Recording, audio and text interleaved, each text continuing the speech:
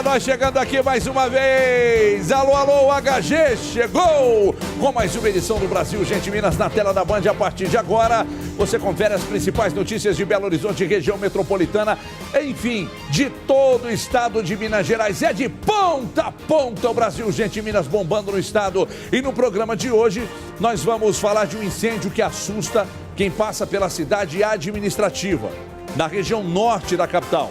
Tem ainda uma reportagem especial sobre a violência contra as mulheres. E tem uma entrevista completa também sobre a importância da vacinação. E se você tem uma denúncia, atenção, manda pra gente aqui no Band Zap, no canto alto da tela, 99772-7663. É o que eu sempre falo e eu preciso todos os dias destacar aqui pra você.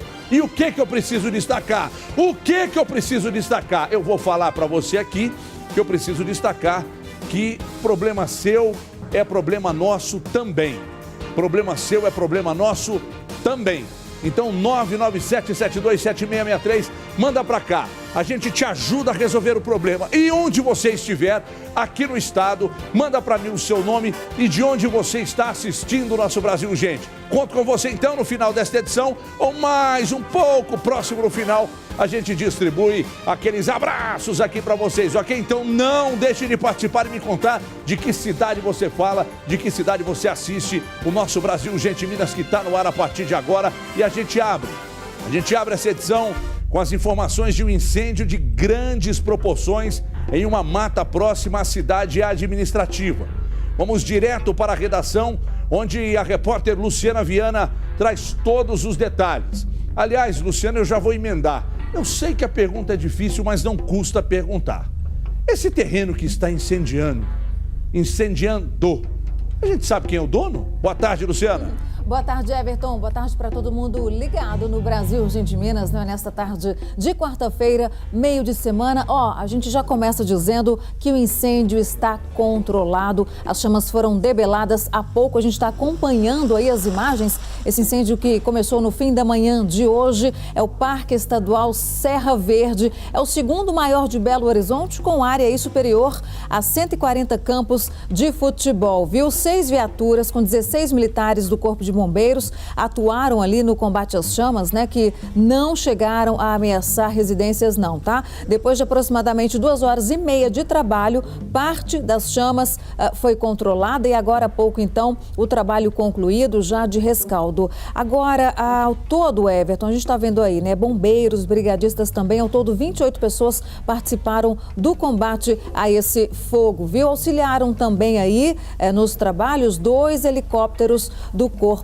de Bombeiros. Foi um grande susto, né? Bem próximo ali à cidade administrativa, né? Sede do governo do estado, mas susto passou, ninguém ferido. E agora fazer aí o rescaldo, verificar o que causou esse incêndio, né, Everton? No fim da manhã de hoje, de grandes proporções aí, num Parque Estadual Serra Verde. Bom, esse terreno pertence ao estado, né, Luciana? Sim. Pertence ao estado. Bom, na última vez que nós estivemos aqui, obrigado, Lu, daqui a pouco eu volto com você aí, é sempre um prazer imensurável estar com a Luciana Viana aqui, né? Eu que fiz durante um bom tempo o jornal Band News Minas, primeira edição ao lado da Luciana, é sempre muito legal dividir a tela com ela. Nós recentemente entrevistamos aqui, foi o Aihara, André? Foi o Tenente Aihara? Eu não lembro, acho que foi o Tenente Aihara, mas enfim, foi algum representante do Corpo de Bombeiros aqui no programa, e aí eu fiz a seguinte pergunta a ele. Esses incêndios que acontecem, região centro-sul principalmente, mas nesse caso aí na região norte, são incêndios criminosos? Porque dificilmente vai começar do nada. O espírito que foi lá e tocou fogo no mato. Alguém fez alguma sacanagem, perdão pela expressão. Se não quiser perdoar também, não tem problema, mas já está dito. Então é o seguinte, aí ele me respondeu, eu não posso afirmar, mas perto de 100%, ele falou, eu não posso te dar certeza, mas a gente acredita que perto de 100%, 99% dos incêndios são criminosos. A ação do homem que dentro da cabeça tem areia, não é? Porque desde um lote vago, em que o dono mete fogo lá, ateia fogo lá, para economizar na capina, até um grande terreno onde as pessoas incendeiam para depois fazerem um plantio e tal, e em casos como esse aí, que são casos criminosos, em outras matas, em outras serras, que todo ano a gente mostra aqui o trabalho árduo dos bombeiros, de brigadistas, ou de pessoas que simplesmente querem ajudar, né? Na maioria dos casos, tudo vem da ação humana, da sacanagem humana. Essa época em que as chuvas são mais escassas, as pessoas aproveitam para esse tipo de prática de crime. Mas como eu gostaria que a polícia colocasse a mão nas pessoas que fazem isso.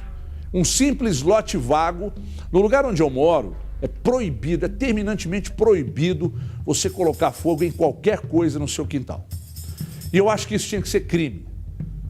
Porque quando você faz uma viagem de avião, vai daqui para São Paulo, vai. E você passa, e lá de cima, quando você viaja durante o dia, aliás, à noite é até mais fácil de você notar. Os focos de incêndios nesse período, os focos de incêndios nas matas aí pelo estado afora. É um negócio nojento que acontece. Então, repito, entrevistando um representante, eu não sei se é o tenente Aihara, mas se não for não tem problema, do Corpo de Bombeiros, ele disse que 99, perto de 99, quase 100% são criminosos os incêndios. É realmente um negócio lamentável e a gente continua falando disso, sabe por quê? Porque aumentou o número de incêndios em vegetação. Em Uberaba, no Triângulo Mineiro, em relação ao mesmo período do ano passado, isso aconteceu. Somente na última semana, quase 50 ocorrências foram registradas pelo Corpo de Bombeiros. Marília Maier traz mais números para assustar quem tem ódio disso. Veja aí. Por muito pouco, o botijão de gás da casa da Rosana não foi atingido. Olha como ficou a lâmpada da parede que faz divisa do quintal com a cozinha. Ela conta que quando chegou em casa foi um susto quando viu as cinzas. A vizinha veio aqui, jogou água, tudo pra mim. Mas foi um baque. A Eleusa foi uma das pessoas que ajudou a apagar o fogo enquanto os bombeiros não chegavam. Aspirou tanta fumaça que foi parar no hospital. Foi assim uma correria, o pessoal tudo pulando no muro, os vizinhos todo mundo ajudando com balde, com mangueira. O incêndio aconteceu no bairro Alfredo Freire. Foi uma das 47 ocorrências desta natureza registradas na semana passada. O fogo começou lá embaixo e veio se alastrando por toda essa área. Para se ter ideia, 60 mil metros quadrados foram queimados. As chamas atingiram todas essas casas aqui, de um conjunto habitacional que ainda está sendo construído. No ano passado, Uberaba foi a cidade de Minas Gerais que mais registrou ocorrências de incêndio em vegetação e deve continuar no topo este ano. 99% da estimativa nossa é que o homem é o gerador dos nossos incêndios florestais. Bom, o que eu posso dizer a vocês é o seguinte. Lá em 2012, 2011, morava lá em Divinópolis, uma vizinha minha lá, que eu não gostava dela, eu não sou obrigado a gostar de vizinho, e é parente da minha mulher ainda. Meteu fogo no lote ao lado. Só que ela esqueceu que o mato não tinha divisão, né? Não, eu vou colocar só do meu lado aqui, não vai ter problema nenhum. E socou fogo lá. Tinha muitas e muitas semanas que não chovia. Esse fogo foi entrando para o meu terreno e começou a queimar os mourões. E meus cachorros ficaram loucos e virou uma confusão. E cobra saindo, já ia falar cobra saindo correndo, mas cobra não corre. E cobra arrastando e ouriço correndo. Eu fiquei possesso. E aí, com a mangueirinha lá depois, eu não estava em casa. E a mangueirinha lá depois, também contaram.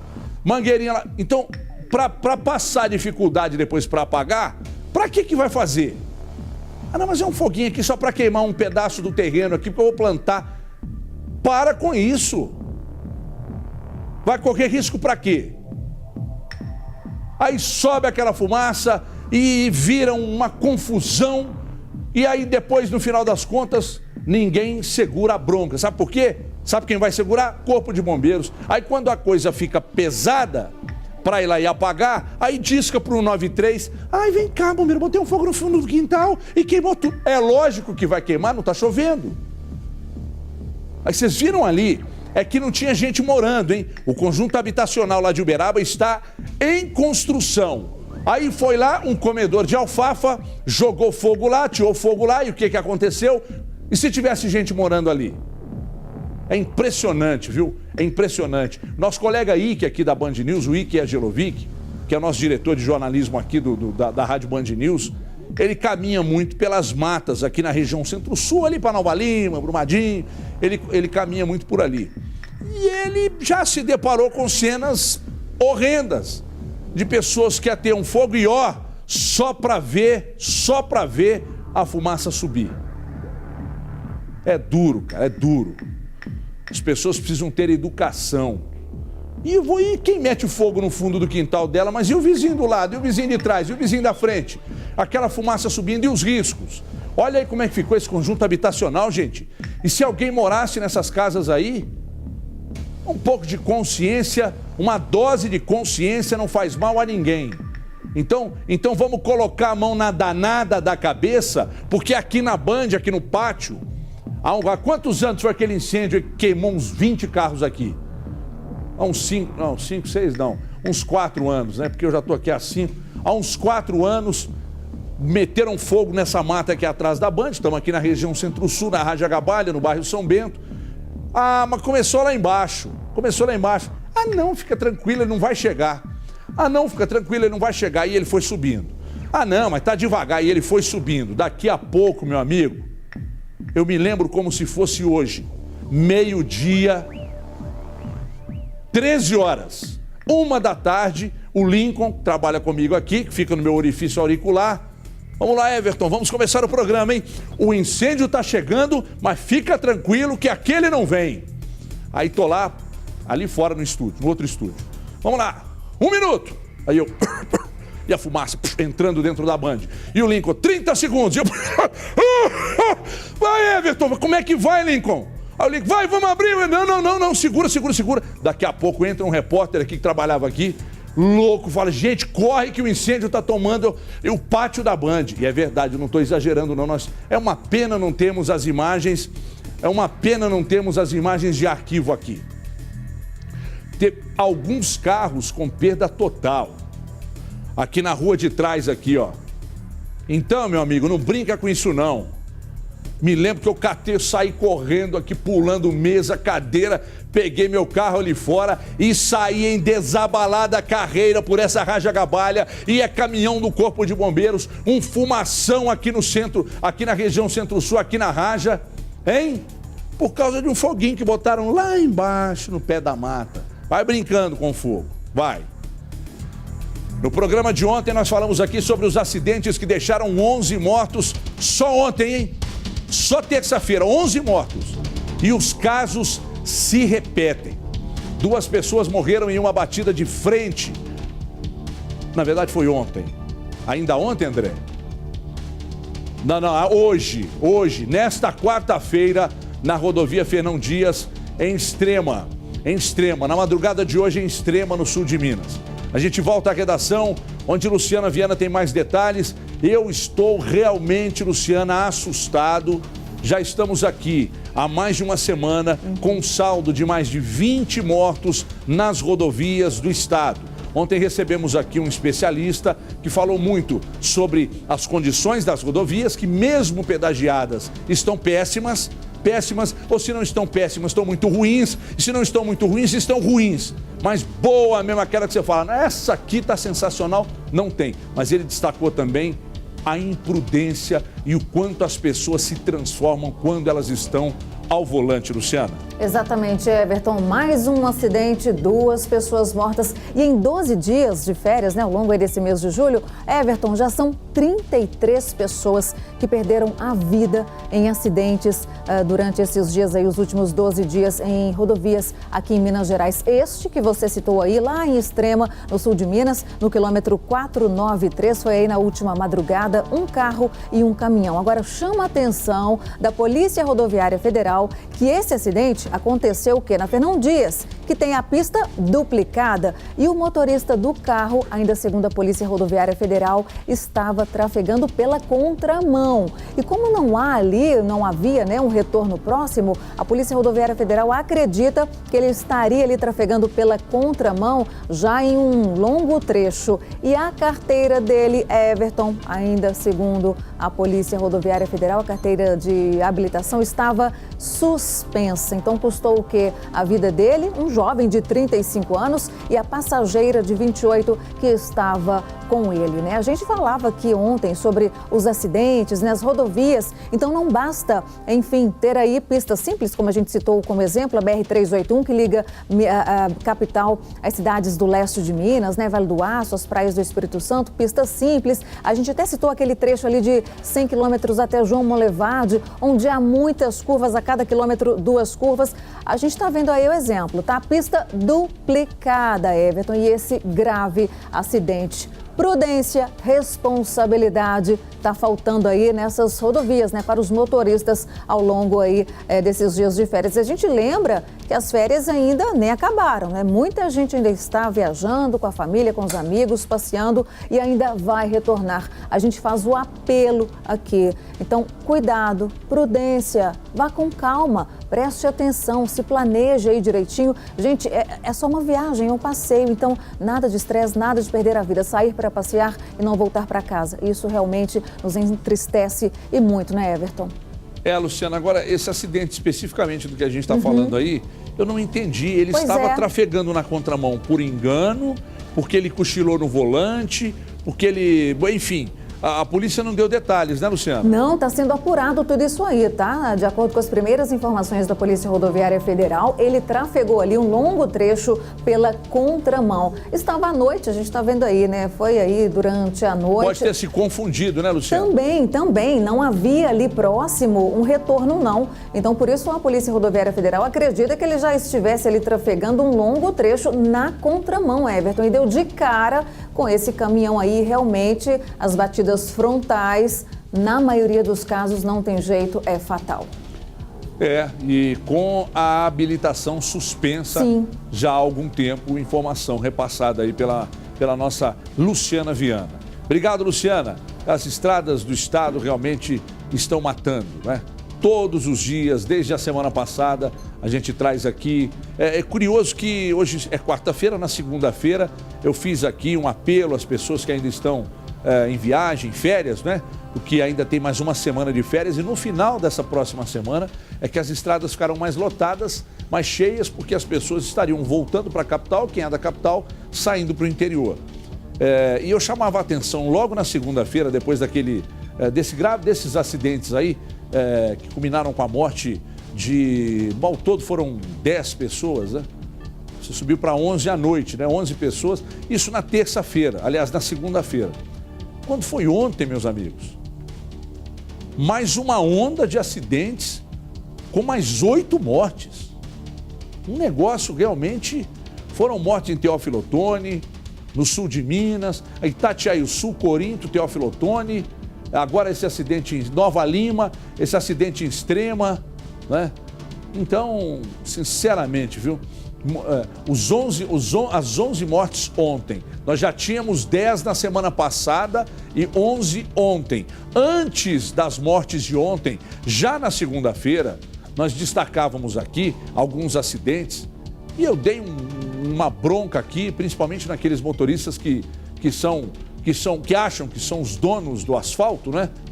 Audazes, andam acelerando, fechando e fazendo gracejo na rodovia. Isso na segunda-feira. Terça-feira, 11 mortos. 11 mortos. Como é que chama o especialista que esteve aqui ontem, André? Você se lembra de cabeça aí? O Otávio, que esteve aqui ontem, Otávio de Souza, que é especialista no assunto, falou e disse bem.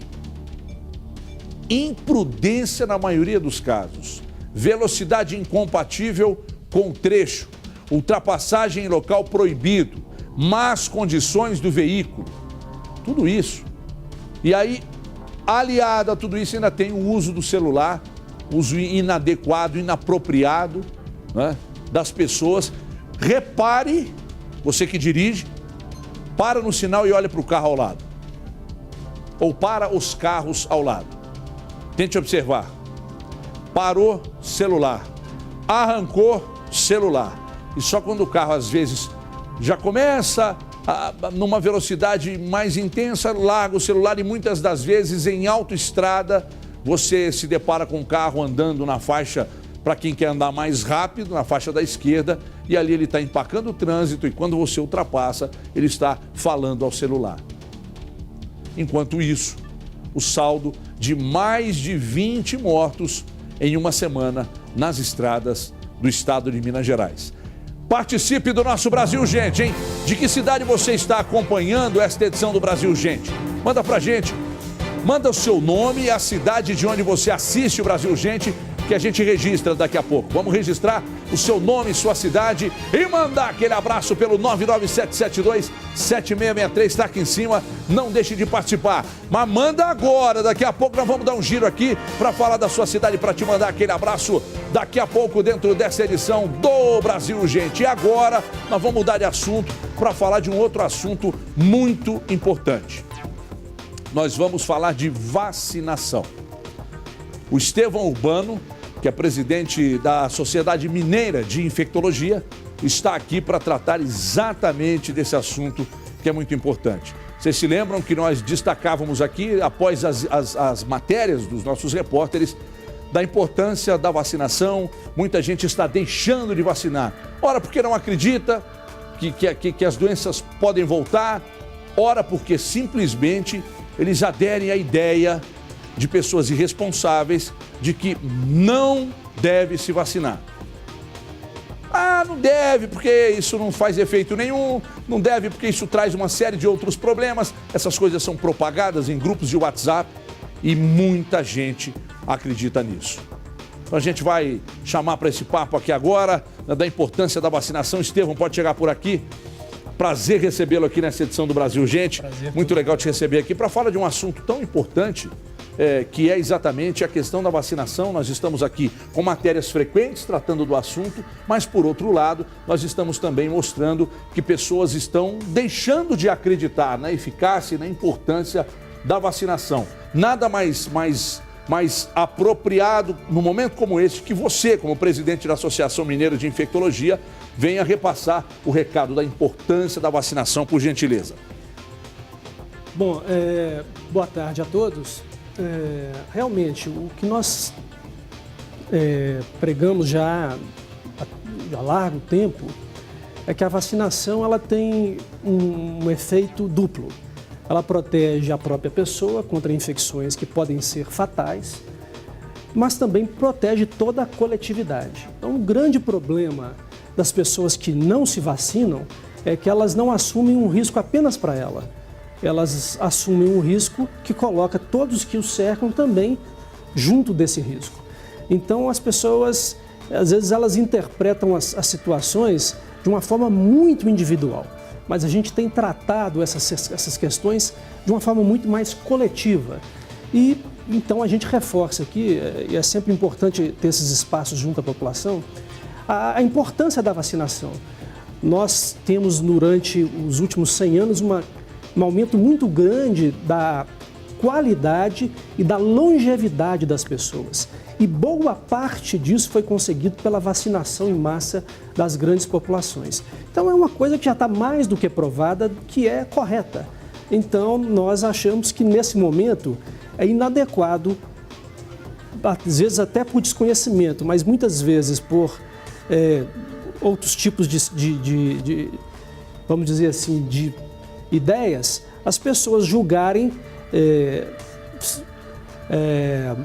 ideias não científicas que são compradas por pessoas que não entendem do assunto e que vão repassando continuamente. Isso acaba ganhando força. E vira uma verdade. Agora, Estevão, me diz uma coisa.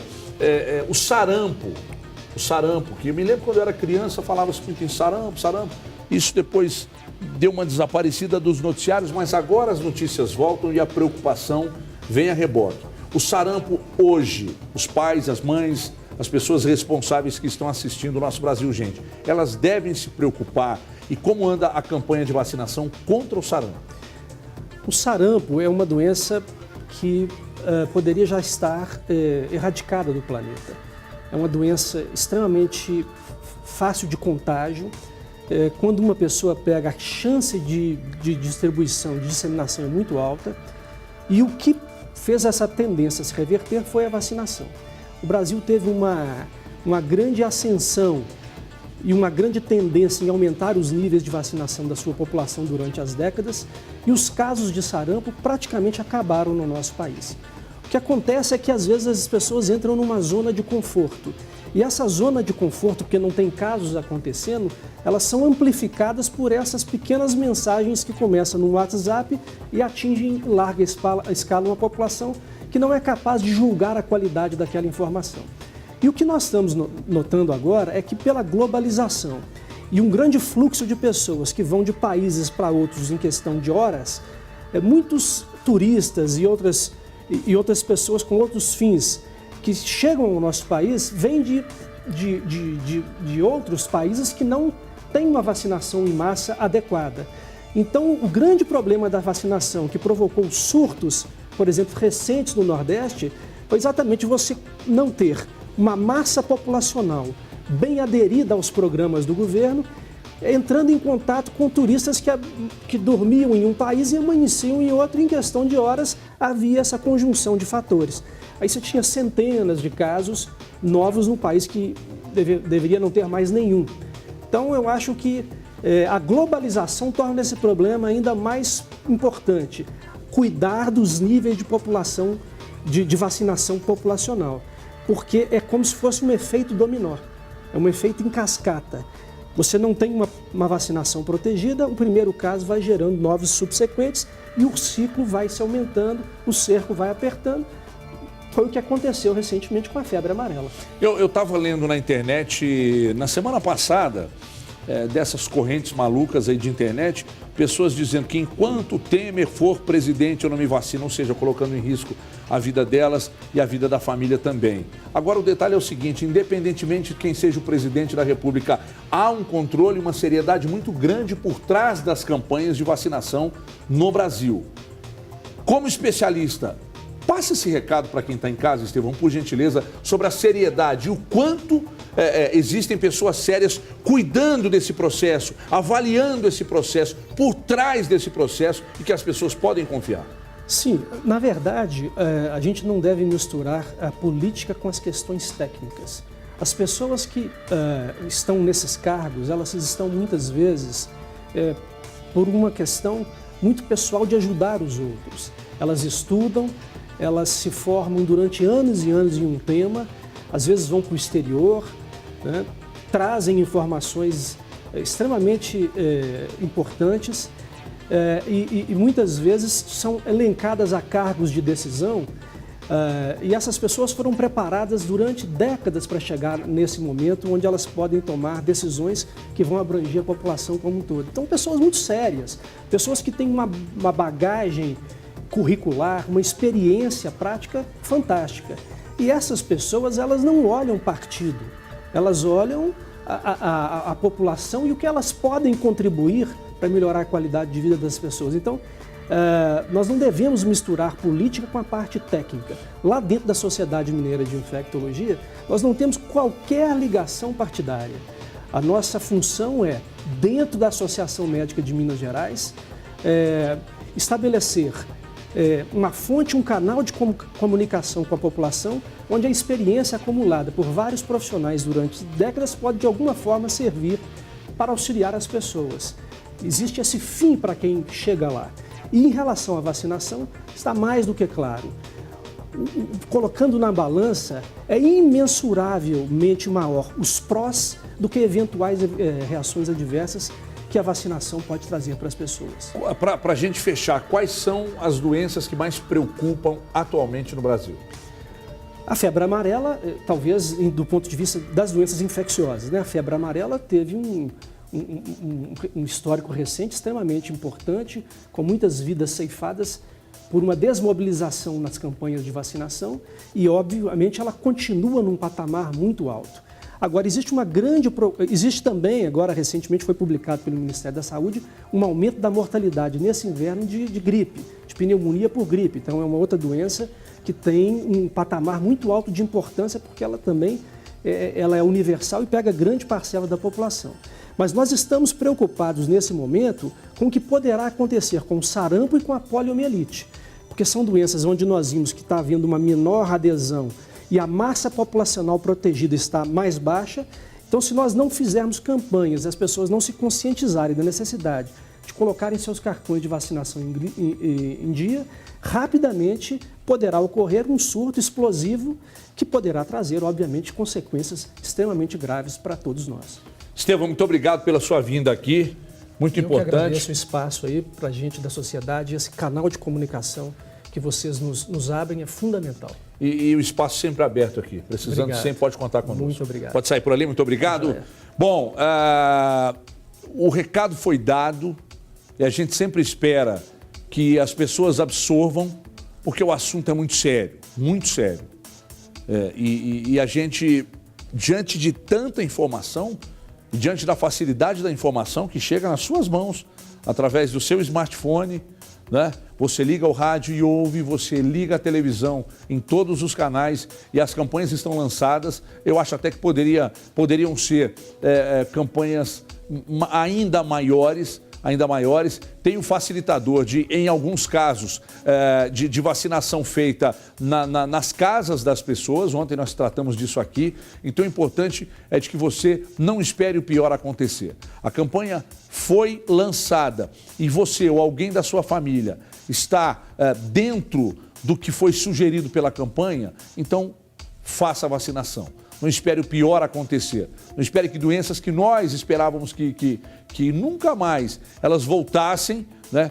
Que de fato estariam erradicadas e elas reaparecem. Então não vamos esperar que isso aconteça, não. Todo mundo correndo para vacinar, ok? Tem um colega nosso aqui que ele não quer saber que tipo de vacina. Ele quer ir lá e vacinar. E eu vou contar quem que é o Pisquila. Isso adora um posto de saúde, falou, tem vacina. Ô Pisquila, mas você vai vacinar, você não sabe nem de que é, não tem problema. Eu vou lá e vacino e depois eu arrumo o problema. Eu quero ir lá vacinar, porque ele tem tanta preocupação com a saúde dele e da família e leva todo mundo. Tem a campanha de vacinação, vou lá. E ele que não é bobo nem nada. Rápido intervalo, mas não mude de canal daqui a pouco.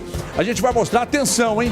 Uma reportagem completa com levantamento é assustador. Em 3 anos, mais de 20 mil mulheres. Atenção, já falamos disso aqui semana passada e vamos repetir a informação. Mais de 20 mil mulheres foram agredidas em Minas Gerais. E o pior, na maioria dos casos, o agressor é um ex-companheiro ou um companheiro atual da vítima, que por vezes e por medo, ela fica calada. Ela fica calada sofrendo nas mãos do companheiro. Confira. Muitas mulheres falam, ela gosta de apanhar, por isso que ela tá lá. Isso é uma agressão maior ainda, porque em vez de te estender a mão, te critica. Pânico noturno, pânico na rua, tem momentos que a gente olha, parece que vê a pessoa, de tanto que persegue, né, tanto que perseguiu. A cicatriz pior é aquela que fica dentro de ti, dia após dia.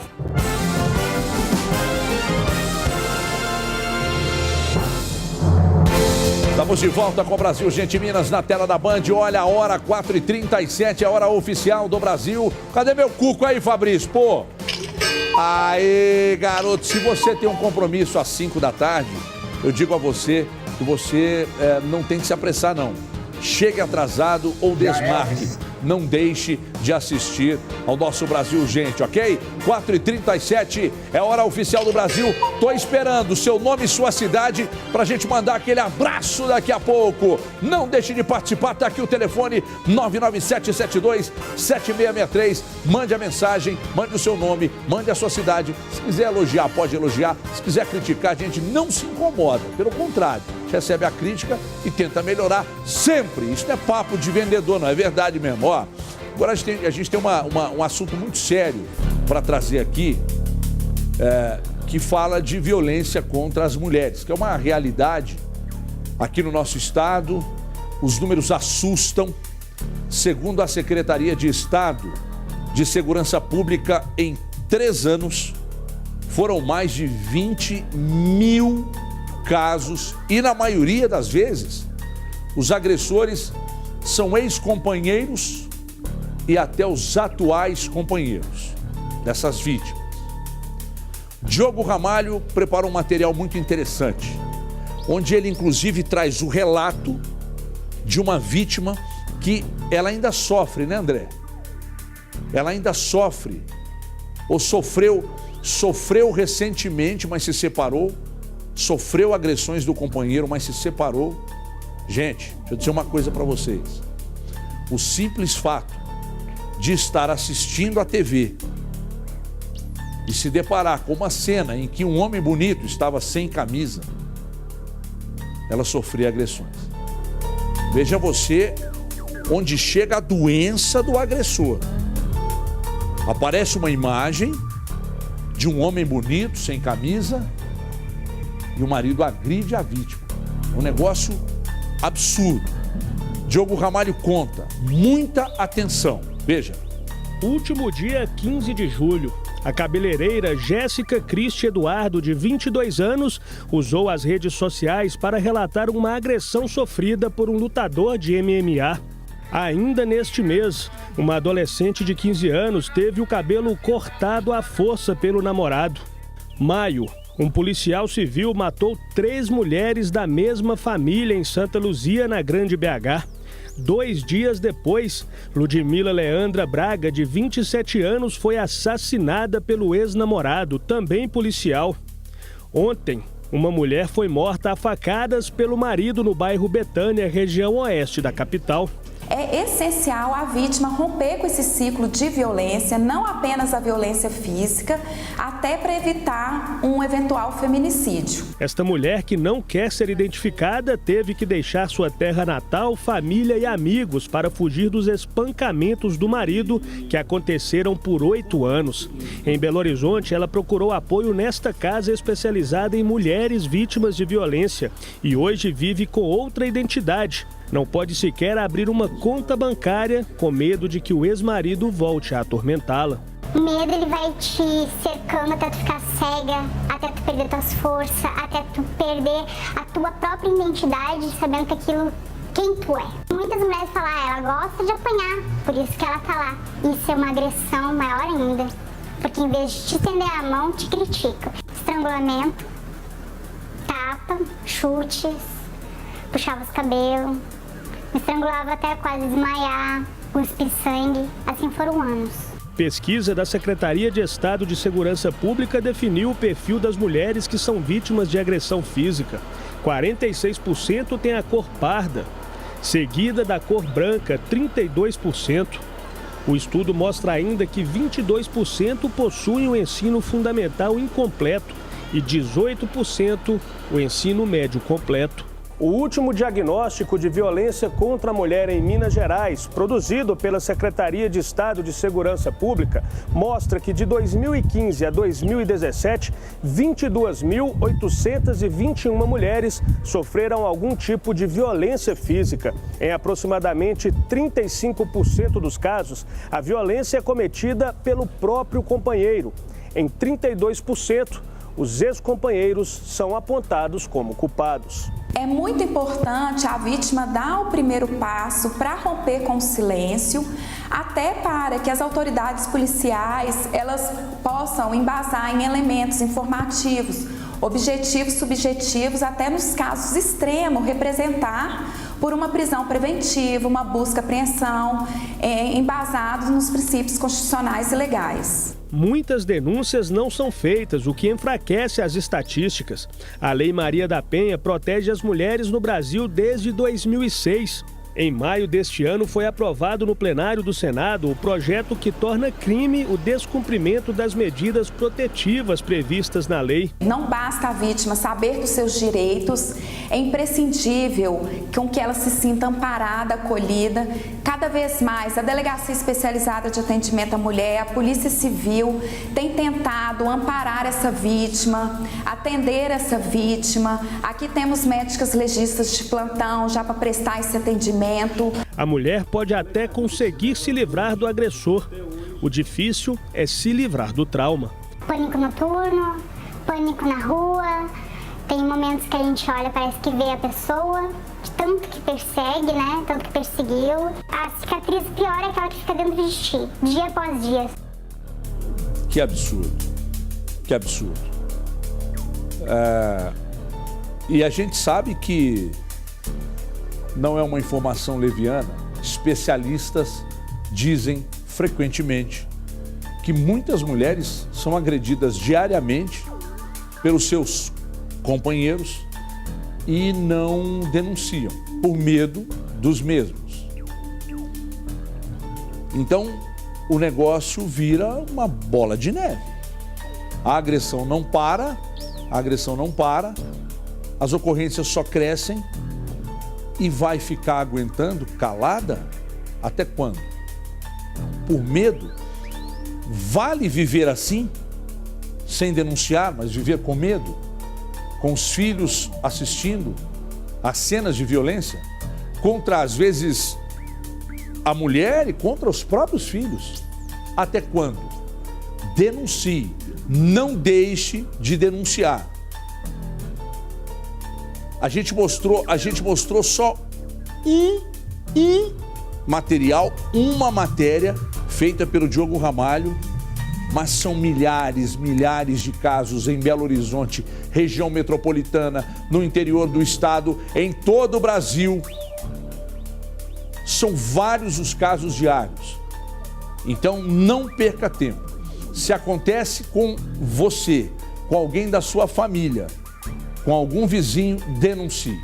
Nós vamos para um rápido intervalo, não saia daí, daqui a pouco a gente mostra que com o desemprego em alta, as pessoas estão usando o dinheiro poupado para pagar as contas, meu amigo, confira aí.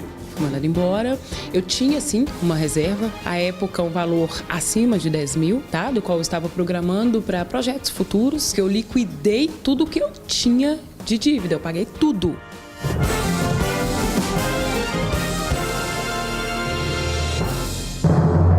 Hein? Ajuda ou não ajuda agora? Pensa bem. Pãozinho quentinho agora com a manteiguinha, um cafezinho, café, pãozinho, mas tem que estar quentinho o pão, quentinho, uma broinha de fubá, biscoitinho frito, hein?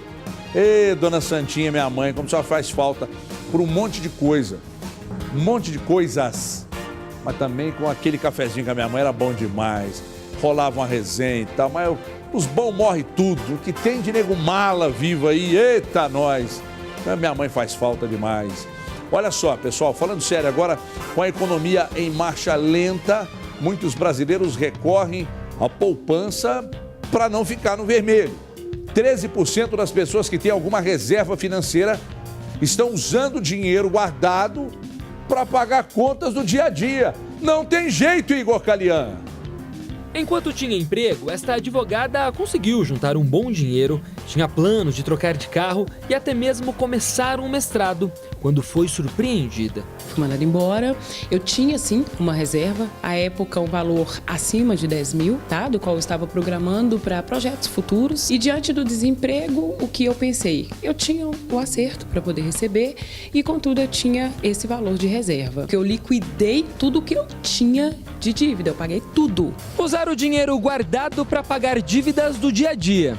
Em junho, mais de 13% dos brasileiros estavam nessa condição, queimando reservas financeiras acumuladas para não ficar inadimplentes, segundo estudo da Fundação Getúlio Vargas, a FGV. Essa taxa já foi maior, de mais de 17% no período mais agudo da crise, entre 2015 e 2016. Mas nos últimos meses, o percentual tem se mantido em nível ainda alto. Este educador financeiro diz que entre os principais motivos estão a economia caminhando a passos lentos e a recuperação modesta do mercado de trabalho.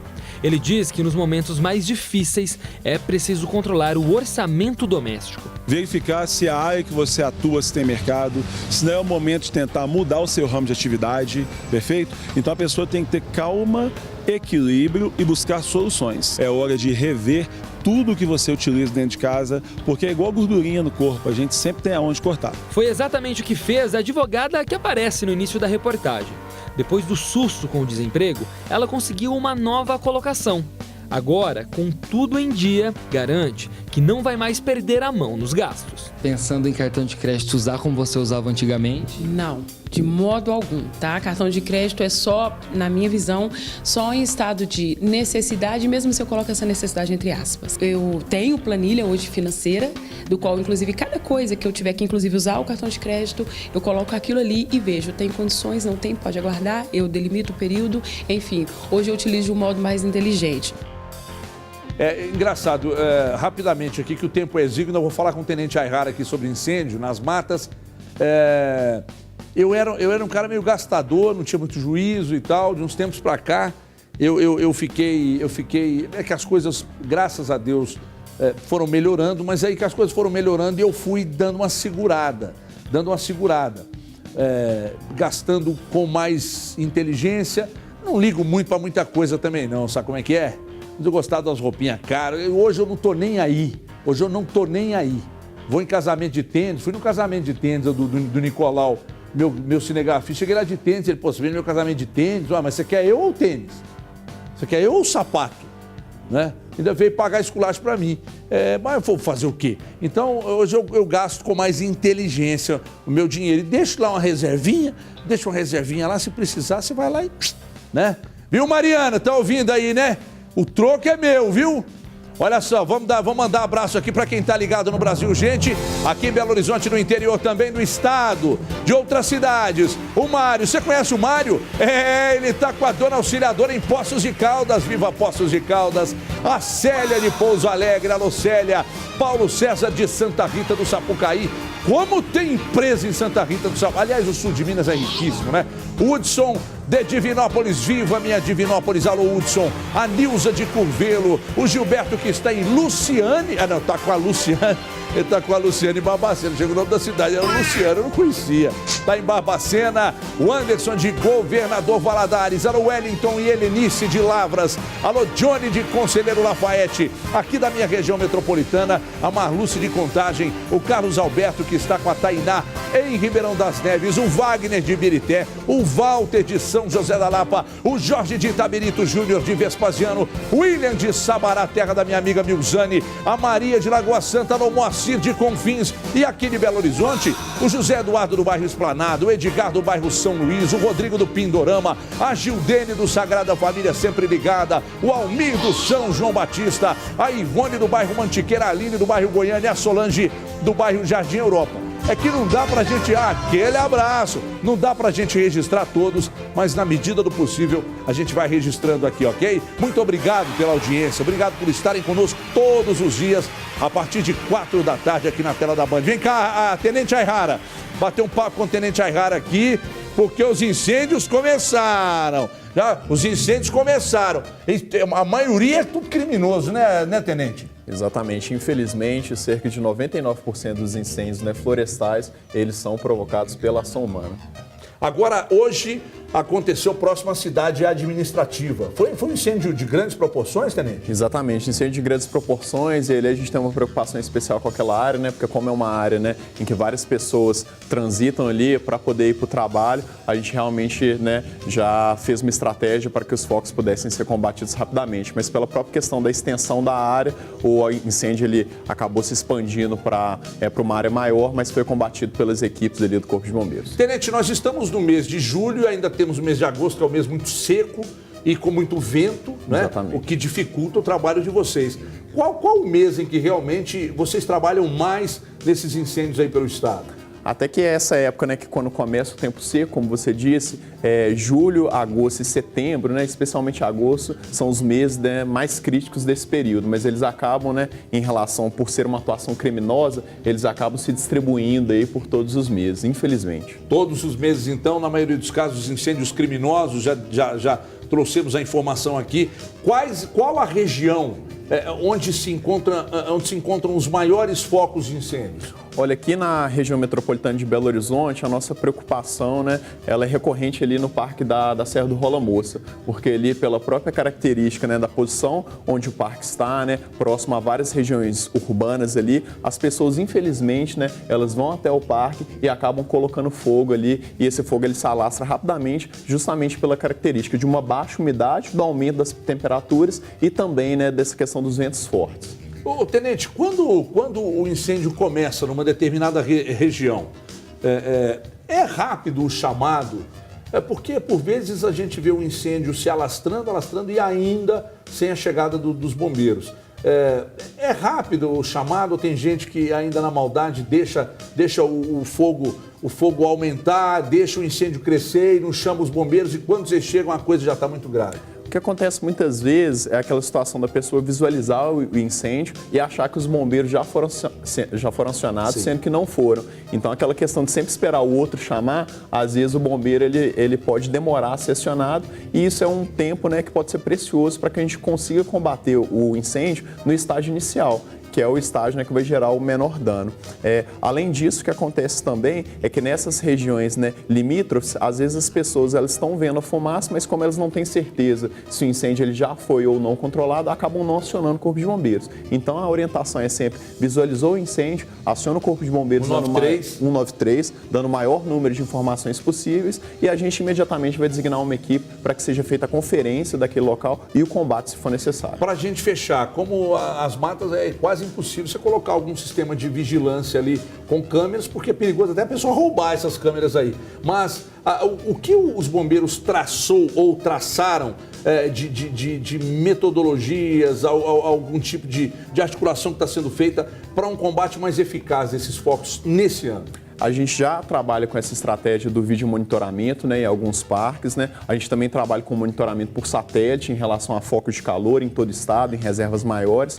E uma iniciativa importante para esse ano é que agora a gente está utilizando pela primeira vez a questão dos drones também no monitoramento das áreas verdes. Então, com os drones a gente consegue ter, né, uma atuação muito mais efetiva, que a gente consegue mapear uma área, controlar uma área muito maior e a um custo muito mais baixo. Então, se antes a gente empenhava para isso o helicóptero, a gente consegue, né, através de vários drones, fazer esse monitoramento e já atuar em pontos, né, exatos onde aquele combate ali a gente consegue realizar com maior índice de sucesso. Tenente Ayrara, muito obrigado mais uma vez. Obrigado você. Parabéns pelo trabalho. Dê um agradece. abraço em todos lá no Corpo de Bombeiros. Vocês fazem um trabalho muito legal. Parabéns. Muito obrigado. Tenente Ayrara, sempre muito atencioso conosco aqui, destacando a importância, o cuidado que as pessoas precisam ter. Cuidado com a bituca de cigarro que você joga passando pela estrada, joga do carro, é um grande problema, né? E muitos incêndios começam exatamente daí. Então, muito cuidado, muita atenção. Se você, de repente, visualizar um foco de incêndio, ligue logo 193, chame o Corpo de Bombeiros para que a coisa não fique, como a gente já viu e mostrou agora há pouco nas imagens aí, Serra do Rola Moça, né? Ficou com uma boa parte dela, uma grande parte dela queimada, lamentavelmente. Olha, vamos para São Paulo agora, hein? Joel da Atena está lá falando da prisão de um dos homens fortes, aliás, da morte de um dos homens fortes do PCC, morto com 70 tiros, hein? Queima de arquivo. E agora a gente viaja para São Paulo. Joel da Atena com os destaques de São Paulo e de todo o Brasil. Até amanhã às 4 da tarde. Um abraço!